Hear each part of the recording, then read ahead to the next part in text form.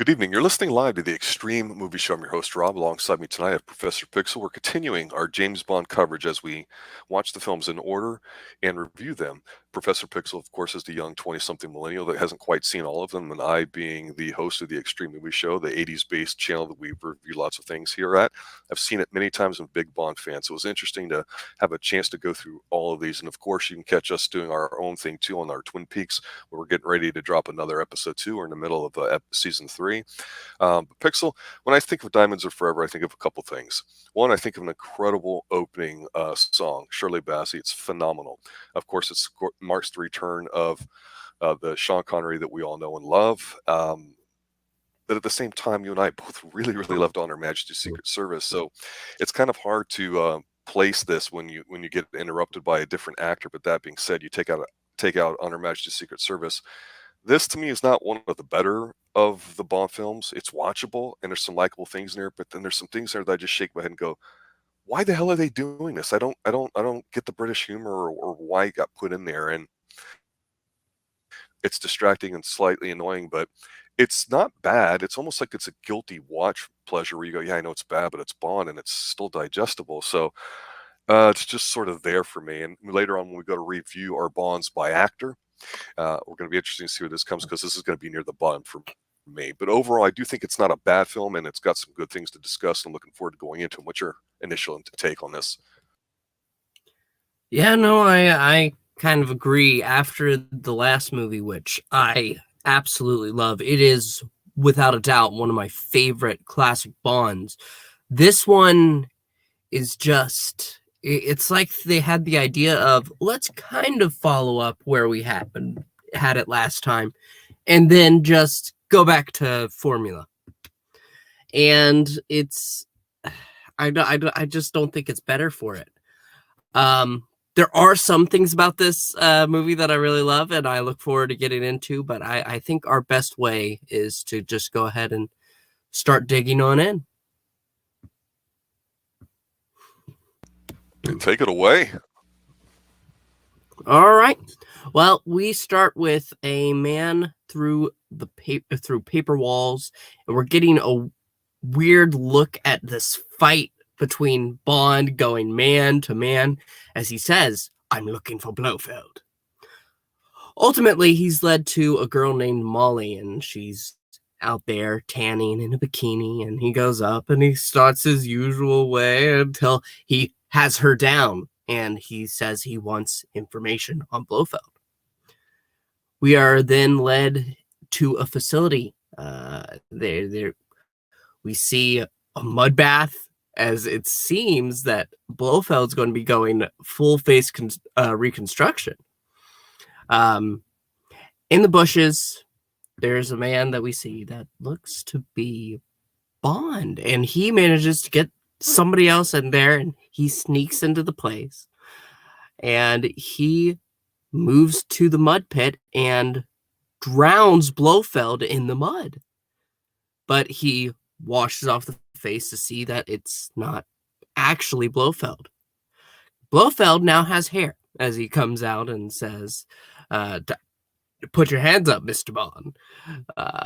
And he's about to be frisked by one of his guards before he uses Bond uses a pocket mirror to blind the guard and Blofeld as he's tossing and twisting.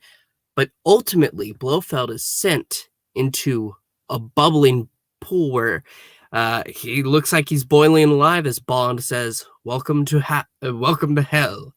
And with one final look of the cat, we switch into the intro, which I know you said you really love this song. I'm actually not that impressed by this song. I don't know what it is. Personally, I just didn't connect with it in any way. It's not iconic like Goldfinger to me.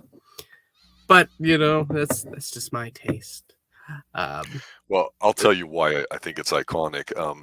First of all, I think it's a great way to open it up, because here he is, and it reminds us exactly the trauma that he'd been through, having his wife murdered in front of him at the end of the last movie.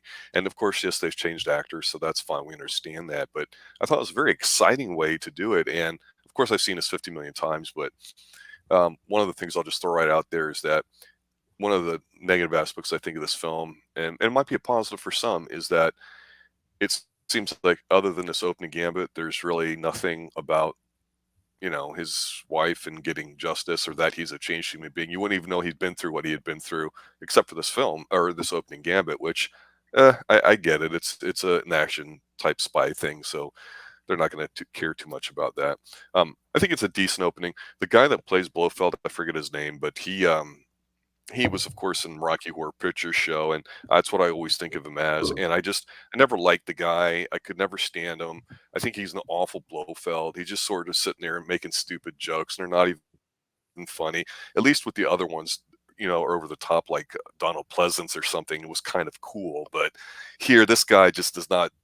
This guy's danger level is like zero. I mean, there's just nothing there. I'm more concerned about the kids on the street there with skipping school and carrying knives in their backpack than this dude. And he's just not a positive thing in this movie.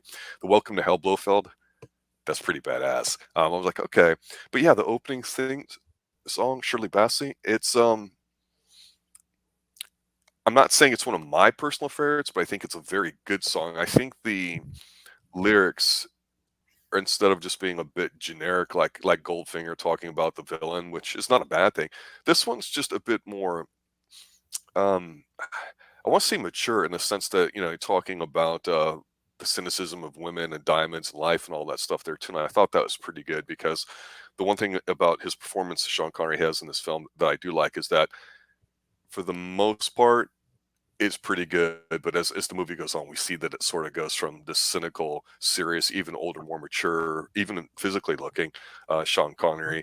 It kind of devolves a little bit, but I do like it. I think it's a solid one. It's certainly, compared to some of the things we're going to be hearing in the future, this is still, I think, a pretty good one too. But yeah, Shirley Bassey, can never go wrong with that. But as far as the rest of the movie, I thought it I think it's an interesting setup, because at first we don't think there's this world domination sort of secret plan sort of stuff. It's a nice little diamond problem, and that's it. And Bond's like, yeah, well, why am I involved? This isn't a big deal. It's almost like it's beneath him. But I like this, and I like the setup that they have too, when he meets his boss and he meets the diamond guy, and Sir they're Donald. talking about how all the people. What's that? Sir Donald. Sir Donald. Sir Donald. Well, the thing with Sir Donald is he gets to show off his 51 vintage of sherry or whatever like that. I'm like, that's a nice little character touch that Sean can do well, that I like. But I do like the whole idea, because as a kid you go, oh really, what's a cartel? What does all this mean? Well, if diamonds are so expensive, can't you just go in your backyard, dig one up if you're a little kid? Stupid stuff that you just don't know how the world works. But I like how this is educating the audience without necessarily talking down to them and integrating it into the plot. So I'm going, hey, great. We're not having this big, stupid, global domination thing here. I'm going to pause real quick, because I'm going to pivot my stance on something here after we get through this next scene or two, but I'll let you comment and continue. Yeah. So as we were saying, they're showing the diamond processing a little bit. So we see into these mines, as Sir Donald is explaining.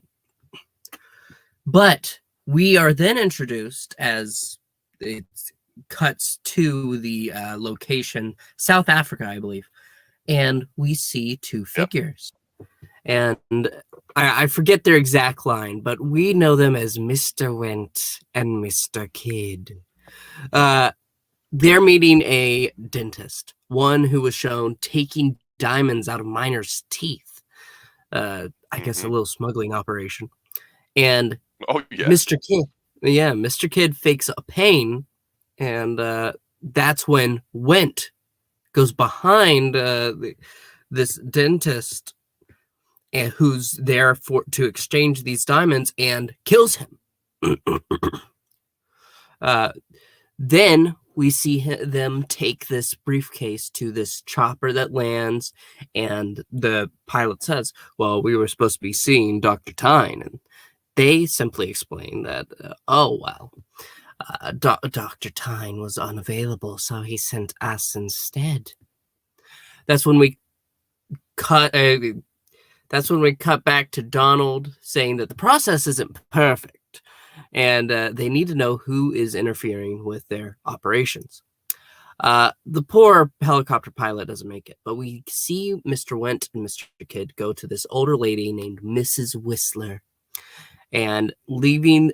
They bring the diamonds to her, and they get them into this small book, and that's when it cuts back to Donald's plan for taking Bond to Holland, not South Africa, to go find a smuggler that they have had their eye on, and ultimately he's going to find out the information he needs to know. Is this your stopping point, or is this next scene the one after he Just meets go through the Money next Penny? one, and we'll pause there. Okay. Moneypenny sneaks a passport to him. He is going to be somebody else, not Mr. Bond, to meet this smuggler, Mr. Peter Franks, before he makes his way to a hovercraft.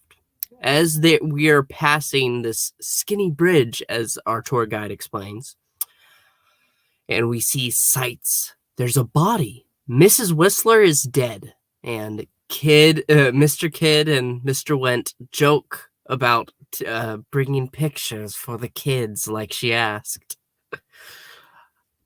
Bond makes his way as Peter Franks to this building. It's a place he'll be staying. There's a lady in there, and he's told to make himself at home. We're introduced to Tiffany Case, who's unmarried and in very little whenever she comes out and takes his glass. She goes back inside her room. She's checking the glass for fingerprints, but it seems to check out. So she comes back out in a thin robe. She's slowly covering herself now. That's when Bond says, "A nice little nothing you're almost wearing." That's one of my favorite lines. She then goes, checks the passport, and she finishes getting dressed. Bond is outside the room, and he smells the glass, and then the woman comes out fully dressed, and now she has red hair, talking about the diamonds. And here's where I'll take a little break. Yeah, so my issue here are these gay henchmen. I don't care that they're gay. I don't know what it really adds to the story other than they were trying to shove them in there. But I mentioned before about how Blofeld is just zero charisma kind of guy, zero threatening. So at least his henchmen would at least have something interesting about him other than their sexuality being thrown at you. But as a kid, I didn't quite. I just was like, I don't get that. They're not scary. Henchmen aren't weird or whatever. One of these dudes was like a jazz musician, and another guy, I think he was just a regular actor. And when you go, hey, dropping a scorpion down the back of somebody's neck, that sounds pretty badass and cool for a henchman to do. But I don't know. It really is not good. Whenever these guys are on screen, the movie comes to a crashing halt to me. At the time, it was a very progressive thing to do. I understand that. Does that mean you should do it? I mean, it doesn't help the movie become better just because you have something like that in there. Just because, it's really, I think, doing a disservice when we talked about how a strong opening we had was too, because we're going to see some really awful things with these guys here. That being said, okay, I get this is what we're going to have to deal with. And the thing too is if you're not sure when you're watching it after the helicopter blows up, they walk off holding hands. You're like, yep. That confirms it. But what I like with this quick Amsterdam bit that we're going through here is I like the old lady teacher who's a part of the diamond thing. That's kind of cynical. I kind of like that. That's cool. You do get to see one of your first locations that's obviously not there in downtown London, which I think is neat. You get to see everything that's important. And I even like the tourist shot too when they're on the canal and they're going and you see like, oh, this is it. You feel like you're there in it because of the way the camera shot. And then they're going by the one boat and there's a body floating in the water right next to them. And it's the lady that we just saw earlier. there. So, okay, all these people involved in the diamonds are getting whacked. Yeah, can't stand these guys at all. It really Wow. takes I'm away any menace or punch. Oh no, it's awful. It's awful. It takes I away thought they any were creepy. threat or any sense of danger in it. Creepy? No, they're Creepy. stupid, dumb sounding. They sound like they're overdoing their lines. Yeah. Yeah, I'm not, doesn't work. Never had to me. Um, Mm. I have a Blu-ray version of this and I'm watching, and I think it's an incredible print, but yeah, this thing is horrible. But for Bond checking out Case, this is kind of a neat scene too, because it's a little cat and mouse. She's distracting him with their sexuality.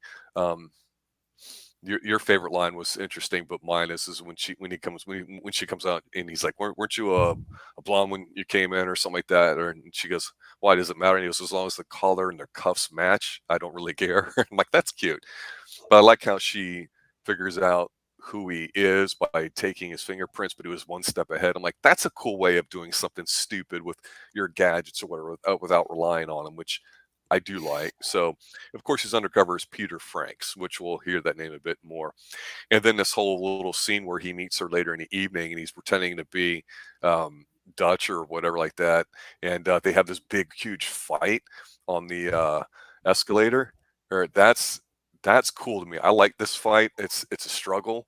It's kind of got whatever, but this whole little sequence is really, really, really cool. And then they find out that, okay, how is he going to get the body to where he needs to be? And he's going to take the diamonds in the body, and he ends up getting on a plane. So yeah, I think I think so far so good, actually, minus these stupid idiot guys. And that's about it. What's your take? Yeah, no, I was a little surprised with how the way that Q is able to fake Bond's fingerprints. He has something that he can put over his thumb, and after she takes the glass, he peels it off. But the elevator fight was very, very intense there for a minute. Obviously, Bond will come out on top most of the time. I disagree with you on the two henchmen. I think Do you think they're menacing? I just think they've got a creep factor to them. Like, oh yes, Mr. Wendt, yes. Okay. But then after Franks is tossed down to what's his death, they say, yeah, they're going to. He admits that he's Bond now. He's not hiding that he's Peter Franks anymore. And the lady wants to move the diamonds, and the Bond asks pretty much where they are, and that's when we see the chandelier. The diamonds will be traveling with the body, and they go into this plane. Mr. Kidd is watching through a curtain, saying that Case is attractive for a lady, and then once they land, Franks goes into customs. There's a body of work here, explains Bond, as Felix Leiter comes to help Bond. He asks where the diamond. Who's played by different people more, Felix Leiter or Blofeld? I mean, it's got to be a contest, right? I never put these down on my stats sheets, but I probably should at some point. I think maybe Blofeld. Okay. I could be wrong, but we'll have to look that up sometime. But after you ask where the body, you pretty much points to the car. It points to the coffin, I should say. And then they take it to a place to be, to be dealt with in Nevada. As the driver is asking about his brother in the back, Bond just kind of pushes it off. At the funeral home, into the fire the body goes, and this urn is then brought out that's supposed to have the ashes. And Bond looks at it, and it's just filled with diamonds instead. It's a little silly, but then he walks it to its place of rest. But that's when Mr. Wendt and Mr. Kidd, watching not too far away, before he's knocked out by Mr. Wendt. There's a quick drag, and Bond is placed within the coffin. And he is stirring as he's being pushed into the fire. And it's starting to heat up, and it looks like he's doomed. But then he stops as the coffin is opened up. The old man was there to catch him. And he's freed because the diamonds in the body were fake. They were just glass. And they want the real ones. So, a little bit of deception saved Mr. Bond today. Yeah, you got lucky. I like this setup, and it sounds kind of strange, but it makes sense, us being Americans, that we go, finally, Bond is in Vegas. And of course, this movie's over 50 years old now, but this is what we would call old Vegas, which is apparently nothing like new Vegas, people will tell you. So it's neat to see how Bond is going to be a part of it. You know, it's not front and center immediately in the film. You know, we've traveled around the world here a little bit, seen South Africa, seen Amsterdam. Now we're seeing this beautifully manicured little tiny place where Bond's getting ready to be laid to rest, allegedly. And you're right, there's a swerve. Uh-oh, what happened with the swerve? One of the things here too that I think devalues in any threat or tension here is the mafia guys that pick him up and drive him to the crematorium. They seem a little dopey, although one guy had been around for a long time. I forget his name. He's the head guy, the tough dude. We'll talk about him a little bit later in the scene. But I think Connery's acting is pretty on point at this point. He looks like he's having a lot of fun. He seems like he's dialed in. We see him talking to Felix, but Bond's like in a bubble bath reading a magazine. But the thing what I liked here too, because it's about Vegas, is he notices the guy that was bitching at him is a guy that happens to be giving a show at one of the properties. I believe it's at the quote unquote White House. Well, WHYTE, as in Willard White House, which is a pretty decent looking hotel casino for what it's worth. And we see Bond walking in his oyster outfit, checking things out. And this is neat too. They don't drag too long in here, but they let the camera linger. And some of the best shots, I think, are actually in the whole movie are coming up too. He watches the guy giving a little, what you would call a routine at that time with these two chicks or whatever. And it's this pretty standard degenerate type one from the 70s, which are actually popular at the time. You wouldn't get these now. Shady of course, tree and his acorns. Yeah, I mean, and you see Wint Kid in there too, watching whatever. But Bond's not sitting down or that; he's just popping his head and going, "Okay, what's going on here?" So this feels like a spy movie, right? They're investigating, they're seeing what's going on too. We see what would be popular at the time, the go-go dancers. Not that they're not popular now, but this version of them. And then, of course, we see Shady sitting there talking, and we see Wint Kid walk in, and Bond starts playing it. And wow. Let me just say this next scene. So plenty of tool. The lady that's hanging off the guys, and she goes over to help Bond out. She's like, "Hi, I'm Plenty." And he's like, "Of course you are. He has plenty of tool." It's like named after your father. He's got some good ones in this one. It's Bond. We know he's got to gamble. He's got to be around beautiful women. He wins. He's being observed. But this is all set up for things that are going to be happening later in this movie too. So it's not just a gambling scene just for gambling scene at all. We're seeing definitely some specific things there. So I'll pause right there for you to catch up. Yeah, no, poor Shady. He's poor Shady. That's debatable. He is handled by Wynton Kid, and as they head out of the room, they're told that he's needed alive, and I can't remember which one they said, but they say, "That's most unfortunate," as it's too late. But afterwards, Bond finds out, and honestly, I'm going to say this, even though she doesn't have much, I think I would have preferred Plenty O'Toole as the Bond girl of this one. She's got the assets for it. Anyway, as we are led through, he is getting in on a game, and Plenty O'Toole, seeing that he's a big winner, she helps Bond with craps. and his eyes are on the cameras. Plenty says that he's done this before and he's got a hold on this game, and then follows him as he's pretty much done with it and wants to get a drink. So they go up to the room, and Plenty says, "Oh, what a super place you have."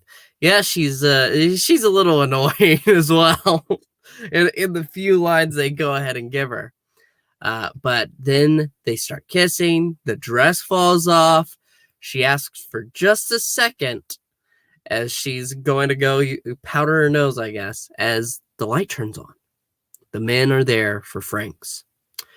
To show they mean business, they drag Plenty O'Toole out and toss her out of the window.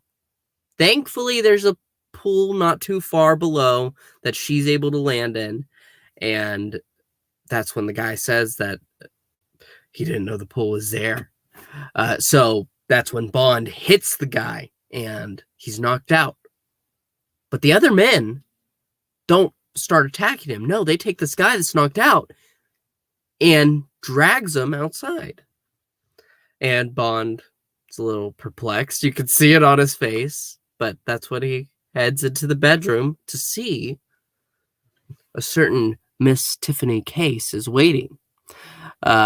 She's wearing a little more than nothing, but she wants a diamond.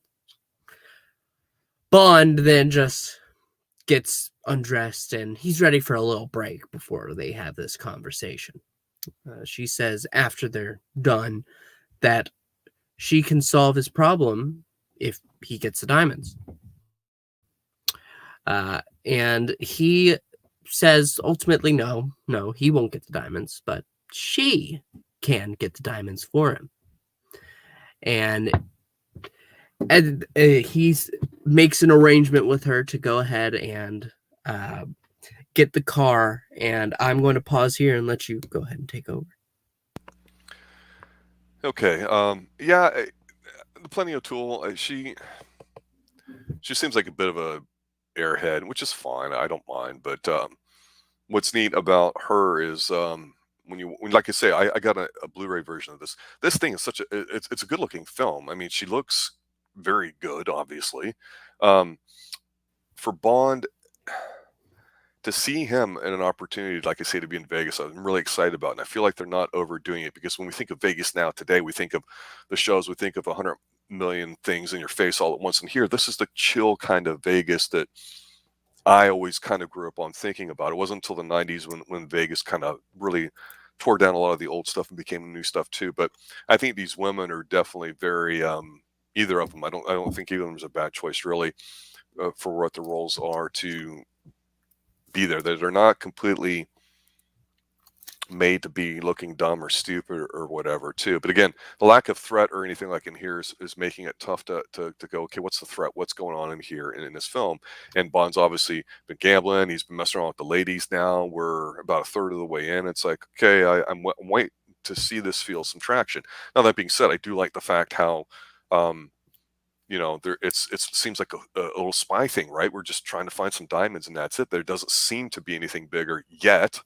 So I'm really liking it. So I don't want to complain too much about it. But what I like here in the scene in the bed with both of them is that you can tell they're both working each other and they know it too. But it makes sense that they both would at least allow themselves to be played by the other person, because their self-interest is being served. So I think that's kind of a good thing here too. Of course, one of the neater scenes after this is when he goes and he meets Felix or whatever, and they're having a way to get the diamonds and do an extraction, as it were. They actually use what we just saw earlier with Bond in the casino as a reference point. They're sitting up top and they're overlooking the floors, and you see like the people working their trapeze artist work above the pre-Cirque du Soleil type shows. You get to see lots of different things. I think this is a really great way to demonstrate what Vegas is and what they're known for with shows and the variety and everything else too. So this feels like a very good way of them capturing a culture, if you will. And we've talked about that in all the films, that that's really, really important. And you say Vegas and culture. Yeah, I don't mean it like there's some place that's 1,000 years old, has a rich history of war or this or that or arts or anything. We're talking about what Vegas is. It feels like you're there. It's a part of what's getting ready to happen, and I think it's really, really cool here too. So they're getting ready to have her go through all these little shenanigans or whatever to get the diamonds or whatever. So the guy, he's got the card that says, maybe you should play the water balloons, and the little kid gets beats her because she's not even trying, and then of course we get it in a little stuffed animal, and it all ends up in a neat little thing where they're watching, and this was real campy, I have to admit this. I'm beating on the film for being kind of campy, which is, if you indulge in it and accept it, it's a lot better of a film. But the way it started off in some of the cynical nature, I thought it was going to go that way. But the camp does make this movie, where you have the German professor talking about the transmutation of this one person that was found wild in nature and turns into a big beast, and all the kids go ape shit. And all what that. is this beautiful girl shifts into the monstrous form of a gorilla? Yes. Yeah, it's campy, but I kind of liked it, and it fit with what within the 70s, you started getting some of these kinds of things too, a little bit more in the mainstream. And after the transmigration or whatever like that, when the apparatus breaks down, as Bond says, or Felix says, Bond, we're not going to lose her. We've got like 30 agents. And he's like, okay, I think it's even odds then. Yeah, of course they do. I think it's a nice little wasn't setup. quite as even. Yeah, but it's not long, but it's long enough. It makes you feel like it. When you see her escaping and she goes back to wherever her house is or whatever place that she's supposed to go to, Bond is sitting waiting for her. I'll pause right there so you can catch up. Yes, because I did enjoy the little exchange. It was entertaining. Was it perfect? No, but you could enjoy yourself, and that's the main thing. I can appreciate some camp sometimes, but the one thing I cannot appreciate is the waste of a beautiful woman like Plenty O'Toole, because after they arrive at the place, Bond is waiting, and she notices Plenty in the pool, and she's just down there, and it's such a crime. Shoes, baby. It's a really good scene, isn't it? It's kind of creepy to me. This is probably the creepiest scene right now to me, because it's so shot. And what does she say? Something like, "Oh, why is my wig in there?" or something, and and then it's when you realize, oh, it's Plenty O'Toole at the top of her head, and you just see the one shot going all the way of water. This is a great little stunt, actually. Yeah, no, I agree. Bond then goes ahead and smacks Tiffany for avoiding telling him, well, anything. Soon enough, it seems he does get an answer, though, because he's able to follow the stuffed dog from an airport and into this van. Or was it a dog? Yeah, it was a green dog. Bond and Tiff follow along to a gas station. A guy named Saxby has him, and that's what it would seem. So Tiffany cuts him off to distract him for a minute. And soon enough, he is let out after a bunch of horns honking, but we get to see that Bond snuck his way into the back of the van as they drive past these dunes and into a government facility. With a swipe of the card, they're taken down a few floors in this vehicle elevator, I don't know, into this underground garage. It's a restricted area. The guy underground lair. I don't know if I could even go that far, because it's supposed to be a lair is something that's, I don't know. This is far more believable than the, oh, look, we hollowed out a volcano. I agree. But this is my alarm bell started going off. But Bond slips in as the guy goes ahead, and there's this other guy that is trying to get to the door, and he's able to say that, oh, my badge, yes, I totally forgot they didn't give it to me. I'm new here. So the guy helps him out. He's like, oh, yeah, well, no problem. You need this, though, because otherwise the radiation will get you, man.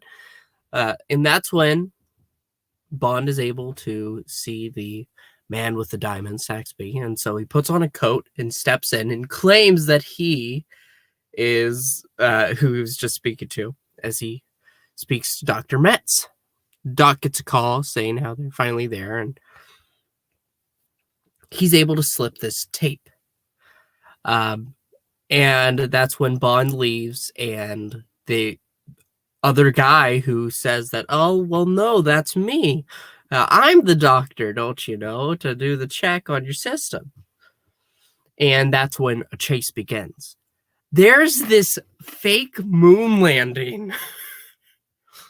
I don't know what it's about, but Bond is walking through the moon, as it were, as there's a guy in an astronaut suit, and they have the flag there, and it all set up, but he quickly gets through the set. And then it becomes kind of a vehicular chase as he gets in the moon rover and breaks out of the facility. And this is where it gets a little ridiculous to me, because now he's taking this moon rover all across as these bikes with these big old wheels are chasing after him. And I don't know. It felt a little ridiculous as well as generic, which I just don't think meshes well. But eventually he escapes the rover, steals a bike, and makes his way back to Tiffany before they're driving away. All right, so where he's meeting with her and they're going after the diamonds, I must confess, during the Welcome to Hell Blofeld scene, where right before that, where the whole opening gambit, where the guy pulls the gun out of the mud to shoot Bond, I'm like, that is so stupid. That made me go, I hope they don't make dumb, lazy writing a part of this.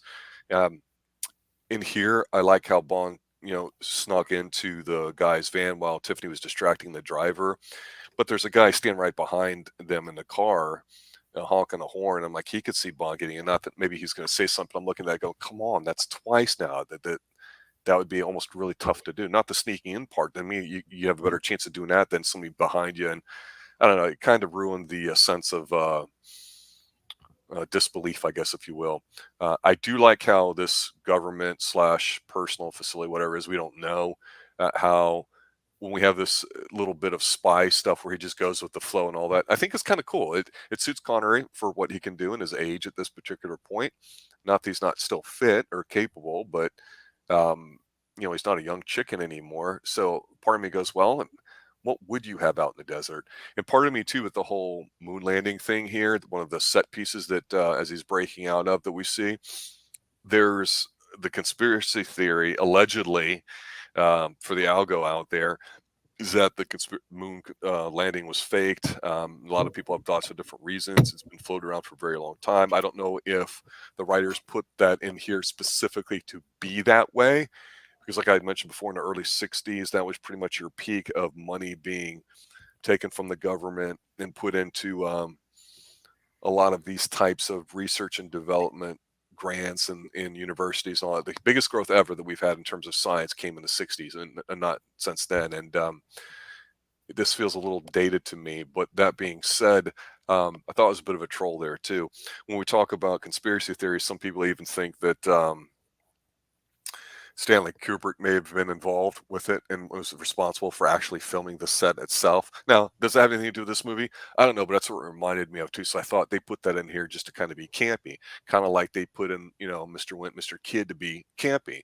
So, like I say, if you go with the idea that this movie's got a lot of camp in it, it's fine, but there's some scenes in here that are pretty striking and good that kind of distract from it and go, wow, it really could almost have two different tones. It's like, just be one or the other, not both, is the way I look at it. And also too, I don't know what kind of chase they're going to have out in the desert too, but I thought it was kind of neat that excuse me, that when they get back, we finally get where, well, before we actually leave the chase, I wanted to mention that while all this was being set up before they got to the facility, you saw a lot of shots of the White House that we had talked about earlier. And you got in some little bit of history, just an off comment or two about, yeah, you see that top level? That's the penthouse. It says that he hasn't been out of there in over 5 years and hasn't been seen, which is a takeoff of Howard Hughes, by the way, from the 50s and 60s and all that too. That there's a lot of weird stuff with that I won't get into right now, but I thought that was kind of neat. So let me go ahead and pause here while you catch up and get us going forward. Yeah, no, the chase scene actually goes on a little while longer, with Tiff revealing that Tiff saying that she wants to be dropped off at the corner. Bond says she'll be fine. He has a friend named Felix who'll fix anything, and the cops try to stop him. A little side note: apparently, what's it called? The Golden Nugget. Whenever they're driving past there, now you cannot drive there. They have turned that entire area into a walking part of town. So you go ahead, you park elsewhere, you can walk down the strip. Can't drive down it anymore. So it's a little different now. But actually seeing him do the chase there, it's interesting. There's one moment when the sheriff is trying to talk to Larry, who is saying that, Larry definitely got him, absolutely, but he didn't. Down a dead end, Bond tells her to lean over, and he leans the car on the side as they drive through this small alley that the cops can't chase in. But ultimately, they are taken into the bridal suite of the White House. Bond tells her to calm down on the situation. Leiter goes to her, and she says she's cooperating. But Leiter says that she's got a lifetime reservation in a government hotel. Bond then goes ahead and leaves, says he's just going to be a minute, after learning that Mr. White never leaves his place. So he goes outside and gets right on top of an outdoor elevator as he's going up. He nearly gets stuck, though, as it looks like it's going to crush him up there. And he is able to grab onto a bar. And he gets down as he's trying to maneuver across. It's one of those moments when you know he's going to be okay, but you can't help but gasp a little bit, like, oh my gosh, you're too far up, man. But soon enough, it's off to see Mr. White if he can. He uses a little grappling hook, and he's able to put it up there, and ultimately he gets to a, what's it called, a sunroof? Sun window? Something. As he sees a study below. And he sees a camera as he falls down into the room, and there's a speaker, and he's in a room we actually got to see a glimpse of earlier. And we hear over the intercom this slow southern tone as Mr. White says he's ready to meet Mr. Bond. But that's when he goes out and sees Blofeld. And then a second Blofeld. It seems the facial reconstruction wasn't for Blofeld. No. It was to turn other people into Blofeld. A call displays how he's able to fake the voice of Mr. White, because Mr. White was a real guy. And then there's this map that shows White Enterprises holdings, as it were. Acme. Different. Huh? Acme. Oh, Acme, yes. Well, ultimately, it doesn't matter. Look, it's Blofeld. He's alive. He's got a hold of his corporation. Okay. And that's when Bond has a moment to know which one to kill. He kicks the cat. The cat jumps to one of the Blofelds, and he shoots that man. And that's when a second cat comes out. What a twist! Blofeld not only made himself a clone, he went ahead and purchased another cat, so that way there's no way that he can tie it back to him. Dun dun dun. But Blofeld says he's pretty much done with this right now. Go ahead and get into the elevator. So he's tired and too much to do. That's exactly what he says. So Bond is in an elevator and told to press the L for lobby, but that's when gas knocks him out and sends him down. Mr. Went and Mr. Kidd are there, and they stuff him into a trunk and drive away. Though, there's something I wasn't able to tell what it was that seemed to have fallen into the trunk with him. Down a tunnel, we see Mr. Went and Mr. Kidd as a rock formation lifts, so that way they're able to escape. And they go into the back. They pull him out. The thing in the trunk that was there is broken as he's being tossed down into this large pipe. And the pipe, there's a whole bunch of piping that's being laid down. And then it's covered right up with, I don't know what it was. I'm pretty sure it's just Gravel more sand. rock. Yep. Gravel rock, yeah. And we see Bond wakes up, and the only thing he's able to find is a rat. And ultimately, there's something coming down the piping, and it's whirring across. It seems to be closing it up. That way, the piping's down there, and it doesn't interfere with what they need to push through it. And Bond ultimately tries to outrun it.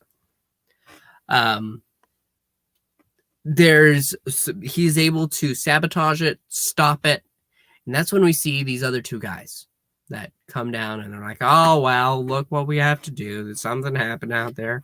Probably to someone. And then they open it and out comes Bond, and he says, oh, apologies. I was just walking my rat and lost my way. And that's when I'm going to take a breath and let you catch up. So one of the things I mentioned before about a lot of these Bond films that I really spectacularly enjoy is not just some of the shots you would see of whatever country they're in, which at the time to see a few seconds like that was gold.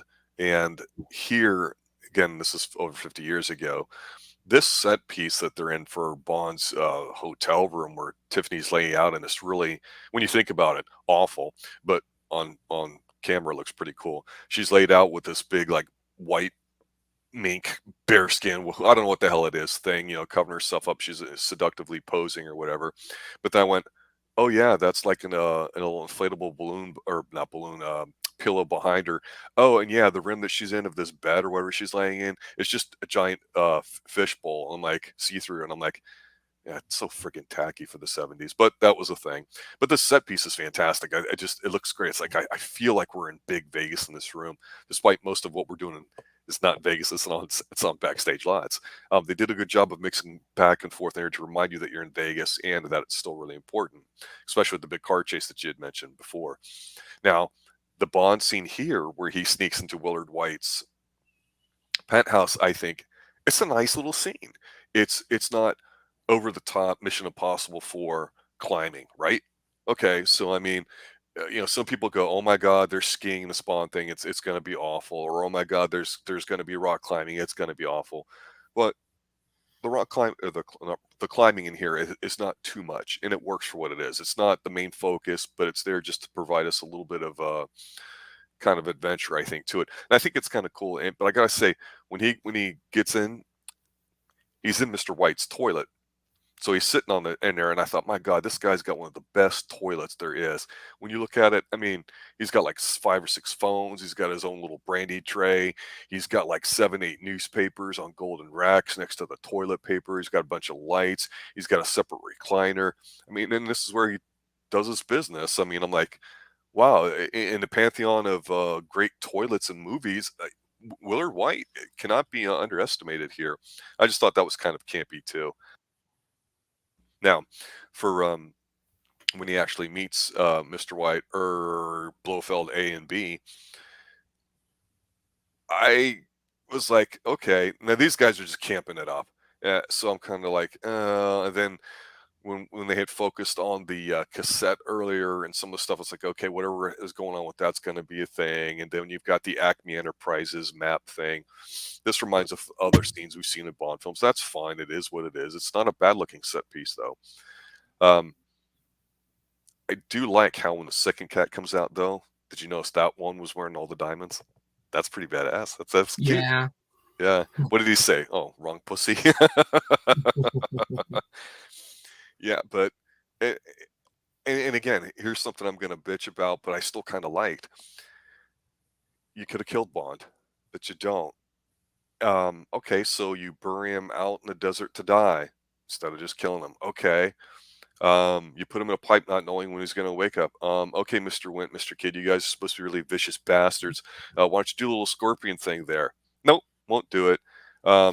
And of course, this seemed so casual the way this one piece of pipe got fitted in with some others. It's like a natural gas pipe or an oil pipe, something being laid. So totally laying pipe like that and it getting sealed was whatever.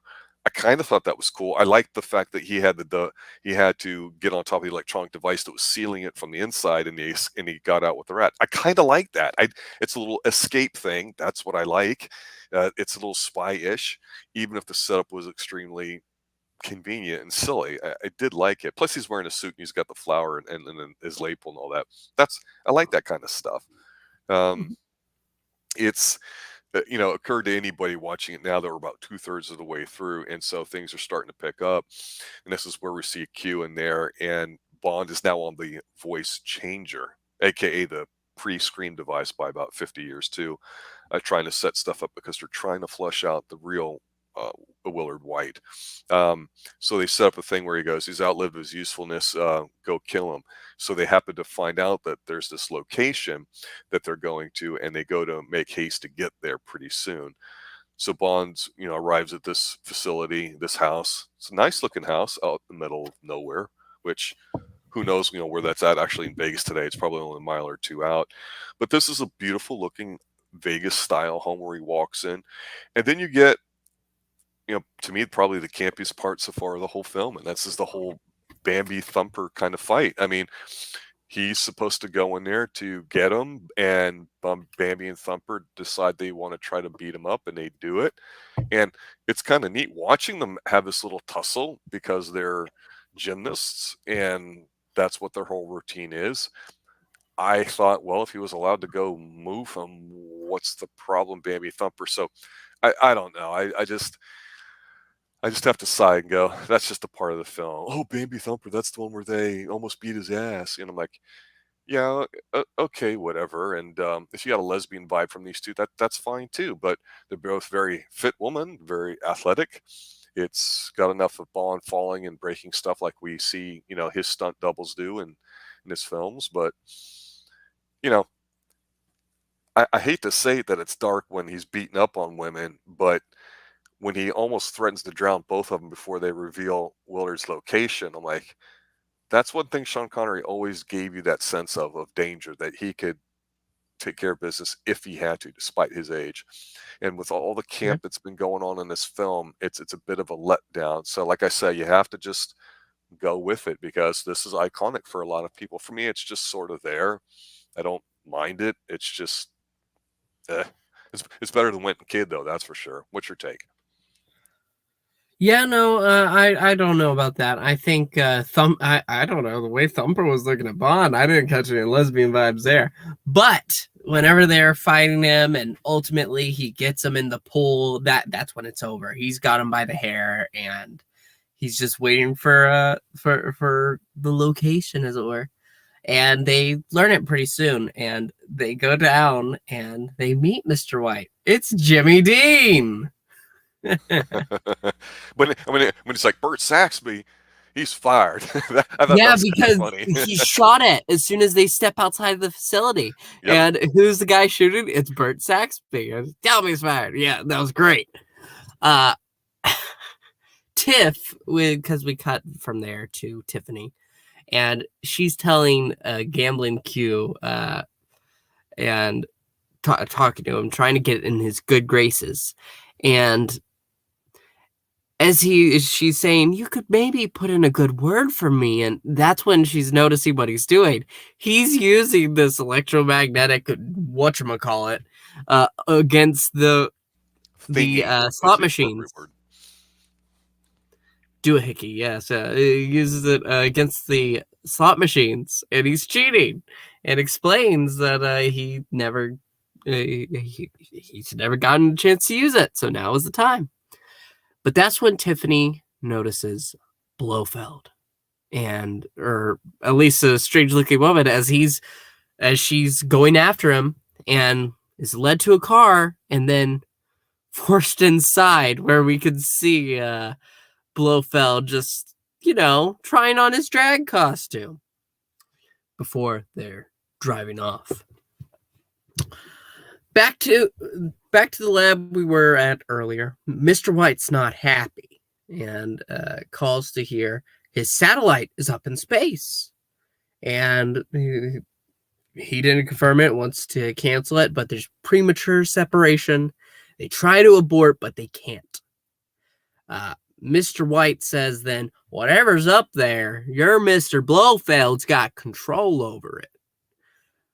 Then a laser destroys this missile that would have been a threat to it.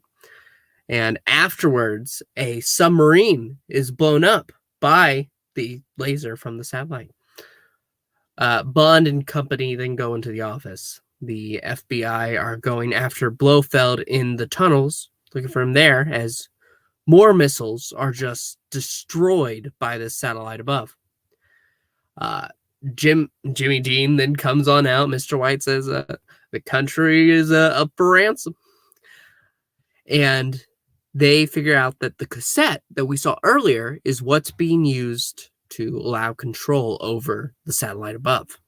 And Bond is then trying to figure out where he could be as they're looking over the map of all the White Company's properties. And as he's listing locations, he calls upon Baja, California, and Mr. White's like, I don't have anything in Baja. And that's where they figured out where it is.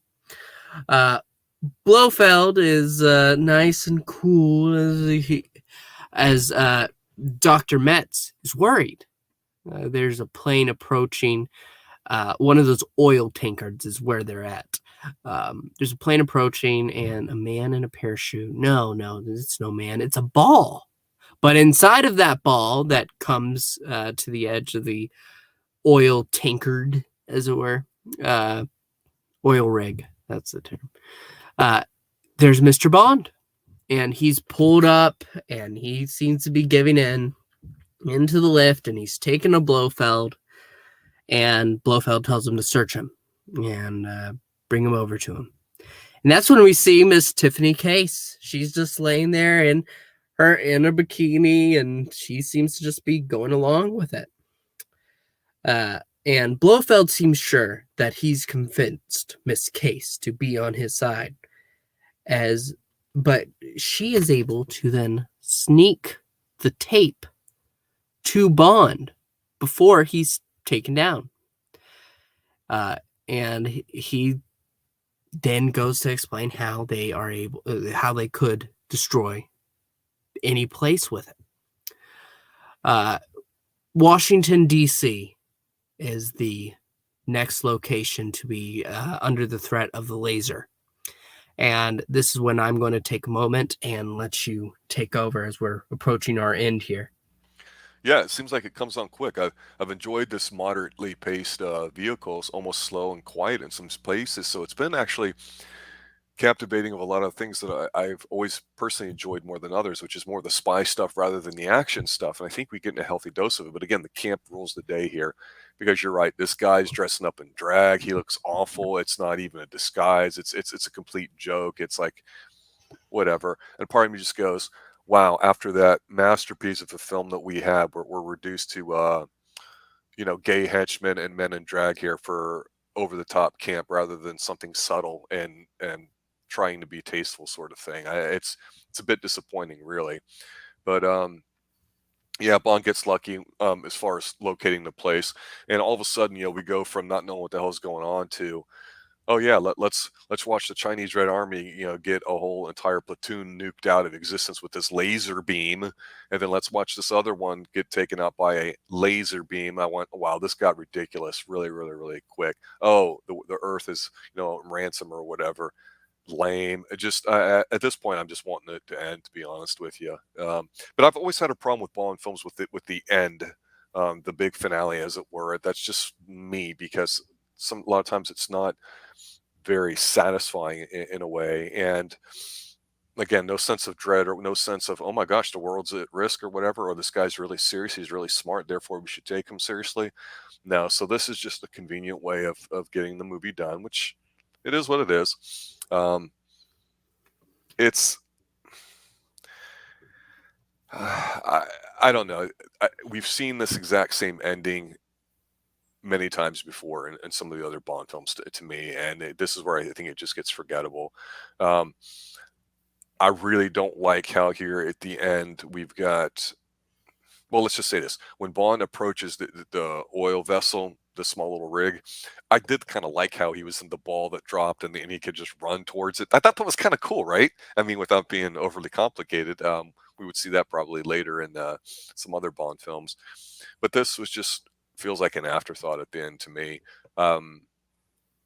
Just ends up turning into a big shootout, and of course the tape of the world's famous marches or greatest marches is a part of it, because that was the loading thing there too. So it's kind of a gimmick, if you were, about whether or not the right one gets put in there or anything too. And I just go, well, it was done better in Escape from New York, even though that wouldn't be for another 10 years, let's say. Yeah. But yeah, as far as the end part here goes here, I'm going to go ahead and cut in if you don't mind. Because you're smiling. You like this ending. I don't. I actually don't. You're wrong. You don't like this ending either. All right, give it Listen, to me. I'm sorry. When he is able to switch out the tape, he's able to get it done, and he sneaks it into her bikini bottoms, and he calls her a bitch, and it seems that the problem's over. It's dealt with. She comes back out and tells him how she switched him back. He calls her a twit, meaning it this time, because she put back the real one. Then the copter's coming in. Ultimately, they're able to switch it out again, it seems. Blofeld escapes in this bathos sub, but that's when Bond takes a hold of the crane. That I do like, when he takes it and he starts ramming it into the side of the building. There's really not much you can do on this platform. That's to be honest, that's true. So I kind of like it. At least they were reserved compared to secret underground volcanic layers. And then they go ahead and jump down, and they get on a boat, and they manage to escape. And then on top of that, there's this huge thing afterwards where I guess they're going to sail back to England, but it's Bond and Tiffany on a boat. And we see Mr. Kidd and Mr. Went come back one last time, and they almost get him. But Bond shows what he showed earlier, that he's an expert in wine. So as they're talking about it, he figures out that they're lying and knows that this is sabotage. So it leads to a fight, and it seems like that maybe because showing from last movie, Bond may not be able to keep a girl around, that Tiffany might die. But no, then Mr. Kidd tries to use fire, but then he got some on him, and he's set on fire and leaps off the side of the boat. They take the bomb that's under the cake, and he makes Mr. Witt hold it beneath his crotch, and then just tosses him off the side and blows up. And they survive it. Okay. And that's when Tiffany asks, so how do we get those diamonds down from the satellite? And that's the end. Yeah, okay. I enjoyed the setup of this movie, but the ending here is just so lackluster. Not gonna Not going to take that away from you, because I'm going to sit there and add on to it. Is that, yeah, you're absolutely right. Now, this is a nice little set piece here with the boat, with them laying out and everything too. And would be where we go, oh, wait a minute. The aha at the end, where it's like a wink and a nod, where the bad guy gets to come kill you. This is where it starts getting ridiculous. I mentioned before about how the template for the Bond movies seems to be roughly Goldfinger, and that's not a bad thing. Um, but Odd Job, I just thought was ridiculous with the flying hat. But people like that kind of stuff with a henchman. We're used to a henchman that has a unique thing to him. Okay, here we had a gay henchman. Okay, well, if we're gonna have gay henchmen, if they're not going to be menacing, let's at least show them being an actual couple, rather than just holding hands one time and that's it. Or in this case here, showing up at the end with the flaming stuff that it's just stupid. It doesn't work. Um, I know that you yourself were a fan of this lady here, but you mentioned plenty of O'Toole earlier, who's Lana Wood. That's Natalie Wood's sister. Natalie Yep. Wood was considered one of the most beautiful women, actresses of all time. I mean, she's just up there. She's got a very stunning look, and I was like, yeah, that sounds familiar. That's right. I'm like, oh, it is Lana Wood. So she definitely is a stunner. This movie definitely had that. Overall, the movie didn't do a bad job of really making people completely stupid. There's some weak parts with writing, but we get that. Again, it was a shoestring budget, relatively speaking, to how much it made, because it made bank. It did better than Dirty Harry here in the United States back in the 70s. It was that big of a hit, monster hit. So everyone was excited, I think, to see Sean Connery back. Not that I think anybody was disappointed about On Her Majesty's Secret Service. It was just different, and again, I think that's one of the greater ones. But yeah, for me, this is, again, you have to be in a certain frame of mind to watch Diamonds Are Forever, and if you are in the right frame of mind in watching it, meaning kind of campy, it's very enjoyable. And there's a lot of extended spy sequences here that they do a great job of not having too much action, relying too much on devices without being completely crazy. There's a bunch of really good lines by Bond in here. I think the setting of Vegas is wonderful. It's there without being forced. There's a lot to like about it, but to me, it's more of a, if you really like the sort of thing, a guilty pleasure. It's certainly not one of my favorite Connery Bonds. There's several others I'd watched before this one, but really there's only one worse, and we'll talk about those as we rank them later. But overall, an enjoyable film, certainly watchable. They didn't screw things up. They played it safe enough where we go, okay, oh, wait a minute, when we go to do Bond again, now we have a new Bond. What's it going to be? Is it going to be the same format that we've seen? Don't know, but we're getting pretty used to what kind of template Bond has. But now, if we're changing actors, are we going to change the template? That's the thing that we're going to be talking about here as we get into our next movie here in the next week or so. Any final thoughts for you as far as Diamonds Are Forever, Pixel? Overall, yeah, I do agree. It's fine. It's fine. It's just such a letdown after what a great movie we had before. And honestly, the entire time that I'm talking about it, I enjoy some of the things, absolutely. But it's just not as good as what we had before. Even with missing Sean Connery, there's just something that's so disappointing. Even having him back, that's saying it just doesn't feel right. We had a sense of growth for the franchise one movie ago, and now we're just back to format, and it's spit out the same thing. Yeah. But overall, decent Bond film. You can definitely enjoy yourself if it's on. You're not like to, oh, I need to switch this right now. No, you can sit down, enjoy it for what it is, and then shrug it off.